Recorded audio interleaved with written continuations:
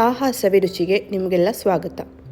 ನೀವೇನಾದರೂ quick and ಈಸಿಯಾಗಿ ಹೀರೆಕಾಯಿ ಬದನೆಕಾಯಿ ಯೂಸ್ ಮಾಡಿಕೊಂಡು ಸಾಂಬಾರು ಹೇಗೆ ಮಾಡೋದು ಅಂತ ನೋಡ್ತಾ ಇದ್ದರೆ ಇಲ್ಲಿದೆ ರೆಸಿಪಿ. ಮೊದಲನೇದಾಗಿ ಒಂದು ಕುಕ್ಕರ್ಗೆ ಅರ್ಧ ಕಪ್ನಷ್ಟು ತೊಗರಿಬೇಳೆ ಹಾಕ್ತಾಯಿದ್ದೀನಿ. ಜೊತೆಗೆ ಒಂದು ಸಣ್ಣದಾಗಿ ಹೆಚ್ಚಿರ್ತಕ್ಕಂಥ ಈರುಳ್ಳಿ, 6ರಿಂದ 8 ಹಸಿಮೆಣಸಿನಕಾಯಿ, 2 ಟೊಮ್ಯಾಟೊ, ಸ್ವಲ್ಪ ಕೊತ್ತಂಬರಿ ಸೊಪ್ಪು. ಇಲ್ಲಿ ನಾನು 200 ಗ್ರಾಮ್ನಷ್ಟು ಹೀರೆಕಾಯಿ ಮತ್ತು 2 ಬದನೆಕಾಯಿ ಹಾಕ್ತಾಯಿದ್ದೀನಿ. ಸ್ವಲ್ಪ ದೊಡ್ಡದಾಗಿ ಕಟ್ ಮಾಡಿ ಹಾಕೋಬೋದು.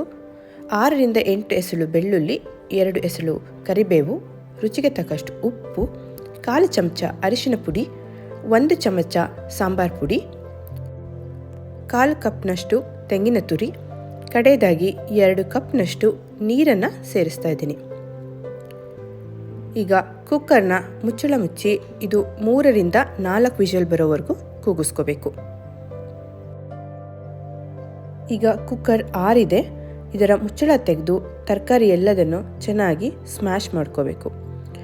ಈ ರೀತಿ ಸಣ್ಣದಾಗಿ ಆಗೋವರೆಗೂ ಸ್ಮ್ಯಾಶ್ ಮಾಡಿ ಪಕ್ಕಕ್ಕಿಟ್ಕೊಳ್ಳಿ. ಈಗ ನಾವು ಒಗ್ಗರಣೆ ಮಾಡ್ಕೋಬೇಕು. ಸೊ ನಾನಿಲ್ಲಿ ಒಂದು ಪ್ಯಾನ್ಗೆ 2 ಟೇಬಲ್ ಸ್ಪೂನಷ್ಟು ಎಣ್ಣೆ ಹಾಕಿ ಸಾಸಿವೆ, 4 ಬೆಳ್ಳುಳ್ಳಿ, 1 ಎಸಳು ಕರ್ಬೇವಿನ ಸೊಪ್ಪನ್ನು ಸೇರಿಸಿ ಒಗ್ಗರಣೆ ಮಾಡಿಟ್ಕೊತಾ ಇದ್ದೀನಿ. ಈ ಒಗ್ಗರಣೆನ ನಾವು ಆಲ್ರೆಡಿ ಬೇಯಿಸಿಟ್ಟಿರ್ತಕ್ಕಂಥ ತರಕಾರಿಗೆ ಸೇರಿಸಿ 2 ಕುದಿ ಬರೋವರೆಗೂ ಕುದಿಸ್ಕೋಬೇಕು.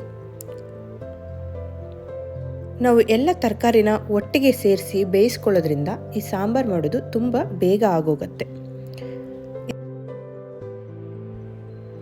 ಈ ಸಾಂಬಾರು ಅನ್ನದ ಜೊತೆ ಮಾತ್ರ ಅಲ್ಲ, ಮುದ್ದೆ ಜೊತೆ ತಿನ್ನೋಕ್ಕೂ ಸಹ ತುಂಬಾ ರುಚಿಯಾಗಿರುತ್ತೆ. ಈ ಸಾಂಬಾರು ನೀವು ಟ್ರೈ ಮಾಡಿ ಹೇಗೆ ಬಂತು ಅಂತ ನನಗೆ ತಿಳಿಸ್ಕೊಡಿ. ಈ ಸಾಂಬಾರು ನಿಮಗೂ ಇಷ್ಟ ಆದರೆ ಲೈಕ್ ಮಾಡಿ, ಶೇರ್ ಮಾಡಿ, ಸಬ್ಸ್ಕ್ರೈಬ್ ಮಾಡಿ. Thank you.